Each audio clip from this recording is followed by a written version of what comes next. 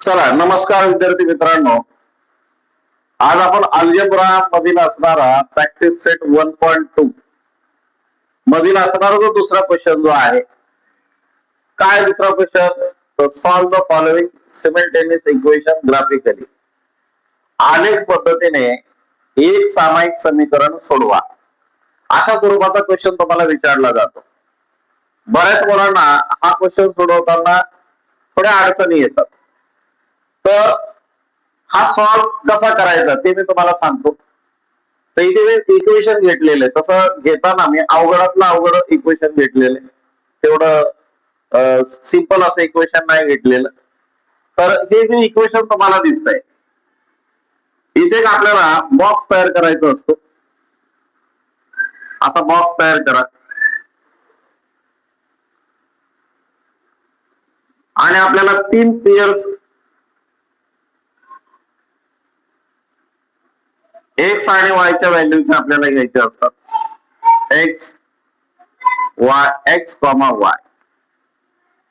तर इथे तुम्हाला 3 रोज तुम्हाला बघायला मिळतात आणि एकूण 6 बॉक्सेस तुम्हाला बघायला मिळत आहेत. तसे हे पकडले तर पुन्हा 9 बॉक्सेस होतात. तर हे जे इक्वेशन तुम्हाला दिसतं हे 3 टाइम लिहून घ्या. 3x minus 4y equal to -7. 1 3x minus 4y equal to -7. Second time. आणि अशाच प्रकारे थर्ड टाइम पण इक्वेशन लिहून घ्या, कारण आपल्याला 3 पेयर आपल्याला मिळवायच्या. 3x minus 4y equal to -7. आता या असणाऱ्या इक्वेशन पासून एक पेयर आपल्याला मिळेल, याच्यापासून एक पेयर आपल्याला मिळेल आणि त्यापासून एक पेयर आपल्याला मिळेल. तर चला, इथे एक्स आणि वाय हे 2 व्हेरिएबल आहेत, हे 2 चल आहेत. या दोन्ही चलापैकी कुठल्या पण एका चलाची असणारी व्हॅल्यू आपण मानायची आणि दुसऱ्या चलाची व्हॅल्यू काढायची. आता एक्स आणि वाय आहे, एक्स आणि वाय पैकी एक्स ची व्हॅल्यू जर आपण मांडली तर वाय ची निघेल. जर आपण वाय ची व्हॅल्यू जर मांडली तर एक्स ची निघेल. दोन्ही पैकी कुठल्या पण एक्स ची माना नाहीतर वाय ची माना, दोन्ही पैकी कुठल्या पण एका व्हेरिएबलची किंमत मांडलेली चालते. परंतु एक गोष्ट लक्षात ठेवा की ज्या व्हॅल्यूज आपण इथे घेणार आहोत एक्स आणि वायच्या, ते जनरली इथे मी वाय ऍक्सिस काढलेला आहे,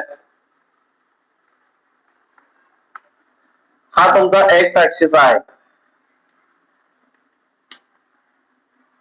याच्यावरती जे तुम्हाला पॉइंट दिसत आहेत हे जनरली इथे 8 पर्यंत आहेत, इथे 8 पर्यंत आहेत, 7 पर्यंत आहेत, 7 पर्यंत आहेत. तर तुम्हाला जे येणार आहे एक्स आणि वायच्या व्हॅल्यू जे आहेत ते जनरली 8 पेक्षा कमीच असल्या पाहिजेत, अशा स्वरूपाचे असणारं कॅल्क्युलेशन तुमचं आलं पाहिजे. एक्स ची व्हॅल्यू असेल किंवा वाय ची व्हॅल्यू असेल ही 8 पेक्षा जनरली कमी असली पाहिजे. कारण तुमच्या आलेख पेपर वरती 8 ते 9 एवढेच असणारे सेंटीमीटर्स असतात आणि मग त्यांच्यापेक्षा कमी व्हॅल्यू जर असतील तर तुम्हाला आलेख पेपर वरती त्यांना पॉइंट करणं सोपं जातं. तर चला आता आपण सुरुवात करूया. तर इथे बघा एक्स तुम्हाला दिसतोय, इथे वाय तुम्हाला दिसतोय. तर एक्स ची व्हॅल्यू आपण इथे मानू, मग ती पॉझिटिव्ह मध्ये माना किंवा ती निगेटिव्ह मध्ये माना, मीन्स प्लस माना किंवा ती मायनस माना. परंतु किंमत येताना लक्षात ठेवा, एक्स ची जर मांडली तर वाय ची किंमत येताना ही 8 पेक्षा कमी असली पाहिजे. हे थोडस डोक्यात कॅल्क्युलेशन ठेवून तशा स्वरूपाची एक्स ची किंमत तुम्ही इथे घ्या. आता समजा मी एक्स ची किंमत घेतली, X equal to -1, X equal to -1. का एक्स ची व्हॅल्यू -1 आहे, ती एक्सच्या जागेवरती आपण जर पुट केली तर काय येईल, 3 into -1 -4y इक्वल टू -7. 3 ने -1 ला जर मल्टिप्लाय जर केलं तर काय येईल, -3 -4y इक्वल टू -7. हा -3 आपल्याला y ची व्हॅल्यू काढायची, मीन्स हा -3 आपल्याला इक्वलच्या पलीकडे नेला पाहिजे. हा -3 हा जर पलीकडे जर गेला तर तो काय होईल,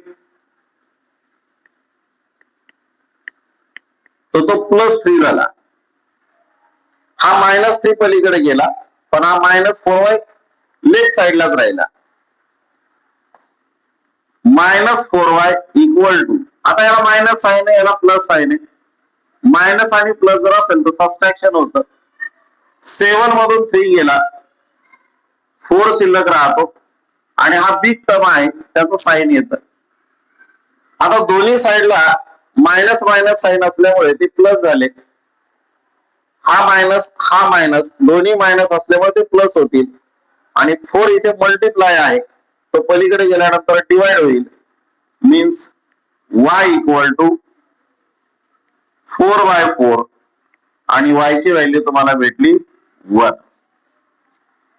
मीन्स x ची व्हॅल्यू ज्यावेळेला तुम्ही -1 घेताय त्यावेळेला y ची व्हॅल्यू तुम्हाला भेटते 1 आणि फर्स्ट पेअर तुम्हाला मिळते -1,1. अशा स्वरूपाची पहिली पेअर तुम्हाला मिळाली. त्यानंतर सेकंड पेअर कडे आपण जाऊया. x ची व्हॅल्यू आता तुमच्या मनात तुम्ही कुठली पण घेऊ शकता. लेट समजा मी x ची व्हॅल्यू घेतली 3, x इक्वल टू 3 ही व्हॅल्यू मी घेतली तर काय येईल, 3 into 3 -4y equal to -7. 3 into 3 9 -4y equal to -7. हा 9 पलीकडे गेल्यानंतर आहे, 9 ला प्लस साइन आहे, पलीकडे गेल्यानंतर तो मायनस साइन होईल. Means -4y equal to -7 -9 -4y equal to -7 -9 -16. दोन्हीकडे पण मायनस असल्यामुळे ते प्लस होतील. y इक्वल टू 16/4 आणि y ची व्हॅल्यू तुम्हाला भेटेल 4 4 जा 16. मीन्स x तुमचा जर 3 असेल तर y तुम्हाला भेटतो 4. अशा प्रकारे 3,4 हे सेकंड पेअर तुम्हाला मिळते. चला आता आपण थर्ड पेअर कडे जाऊया. समजा x ची व्हॅल्यू तुम्ही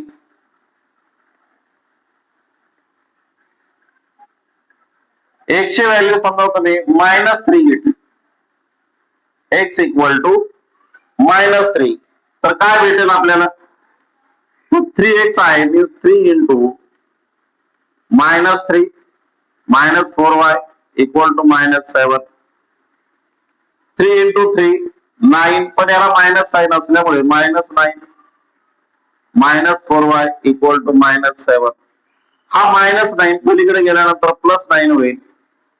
-4y equal to -7 + 9 -4y equal to, याला मायनस साइन याला प्लस साइन आहे, याचं सबट्रॅक्शन होईल आणि 2 येईल. आता -4 इथे मल्टिप्लाय, हा प्लस आहे, मायनस आणि प्लस असल्यामुळे आन्सर येताना मायनस येणार आहे. मीन्स y इक्वल टू 2/-4 आणि 2/-4 मीन्स y इक्वल टू 1/-2 आणि 2 ने ज्या वेळेला 1 ला आपण डिवाइड करतो त्यावेळेला आणि याला मायनस साइन असल्यामुळे -0.5. आता 0.5 कसं आलं तर 2 ने 1 ला 2 च्या टेबल मध्ये 1 नाहीये, मग याच्यावरती आपण 0 घेतो. 0 घेतल्यामुळे पॉइंट आला आणि 2 5 10 आपल्याला मिळाला. अशा प्रकारे y इक्वल टू -0.5 ही एक पेअर आपल्याला मिळाली. ज्या वेळेला x ची व्हॅल्यू आपण -3 घेतली त्यावेळेला y 0.5 आपल्याला मिळाला. ही थर्ड पेअर -3, 0.5. अशा प्रकारे आपल्याला 3 पेअर आपल्याला इथे मिळाल्या. आता हे जे पॉइंट आहे ते पॉइंट आपल्याला याच्यामध्ये काय करायचे, तर प्लॉट करायचे, त्याच्यामध्ये आपल्याला स्थापित करायचे. तर चला पहिला पेअर काय आपला, तर -1 आणि 1. -1 हा एक्स ऍक्सिस वरचा आहे, लक्षात घ्या, आणि हा 1 जो आहे हा वाय ऍक्सिस वरचा आहे. हा निगेटिव्ह आहे, हा पॉझिटिव्ह आहे.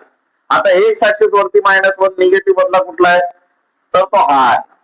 आणि वाय ऍक्सिस वरचा पॉझिटिव्ह वरचा वर कुठला आहे तर हा आहे. हे एकमेकांना ज्या ठिकाणी छेदतील तर जनरली ते या ठिकाणी एकमेकांना छेदतील. तर हा तुमचा आला पहिला पॉइंट. या ठिकाणी तुमचा हा पहिला पॉइंट स्थापित झाला.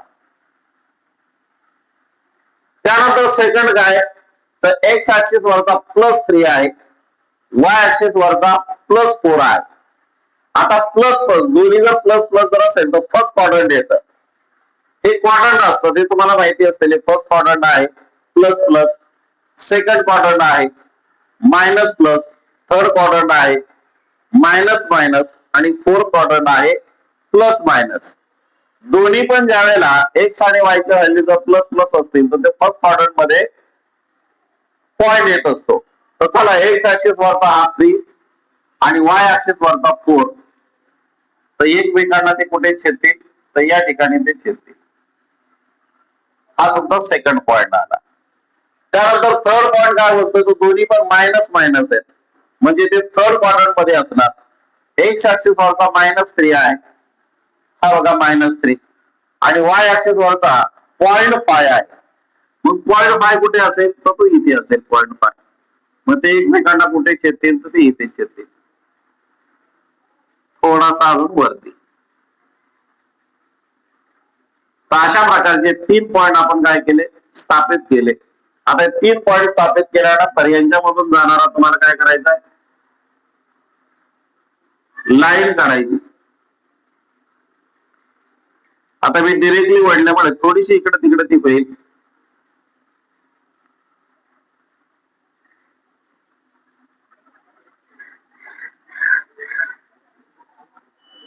तर अशा प्रकारे तुम्हाला ग्राफ भेटला कोणाचा तर 3x -4y = -7 या इक्वेशनचा तुम्हाला ग्राफ भेटला. ते इक्वेशन याच्यावरती लिहायचं, एक छानसा बॉक्स करायचा. अशा प्रकारे तुम्ही इतर असणारे एक्झाम्पल तुम्ही सॉल्व्ह करू शकता. याला नीट समजून घ्या. पहिल्या बॉक्स मध्ये असणारे एक्स आणि वायच्या व्हॅल्यूज काढा, त्यानंतर त्याला व्यवस्थित प्लॉट करून घ्या आणि त्यानंतर ग्राफ जर तुम्ही काढला तर तुम्हाला 3 मार्काचा हा प्रश्न तुम्हाला विचारला जातो. त्यानंतर याची ओळख मी तुम्हाला करून देतो. हे दोन्ही ऍक्सिस ज्या ठिकाणी छेदतात याला ओरिजिन म्हणतात, हे लक्षात घ्या. दोन्ही ऍक्सिस ज्या ठिकाणी छेदतात त्याला ओरिजिन म्हणतात. हा ओरिजिन आहे. काही काही वेळेला याच्यावरती प्रश्न तुम्हाला विचारला जातो. ओरिजिन मराठीमध्ये याला आरंभ बिंदू म्हणतात. आरंभ बिंदू आणि याचे कोऑर्डिनेट असतात 0,0. ओरिजिनचे कोऑर्डिनेट जे असतात ते 0,0 असतात. तर आता हे शिकवलेलं तुमच्या नक्कीच लक्षात आलं असेल, तुम्हाला समजलं असेल असं मी गृहीत धरतो. आणि जरी तुम्हाला समजलेलं जर नसेल, कुठे तुम्हाला अडचण वाटत असेल किंवा अजून एखादा असणारा एक्झाम्पल सोडून हवं जर असेल तर नक्की तशा स्वरूपाची कमेंट करा. मी तुम्हाला पुन्हा अजून एखादा असणारा एक्झाम्पल यावर तुम्हाला सोडून देईल. पूर्ण व्हिडिओ बघितल्याबद्दल तुमचे धन्यवाद. थँक्यू.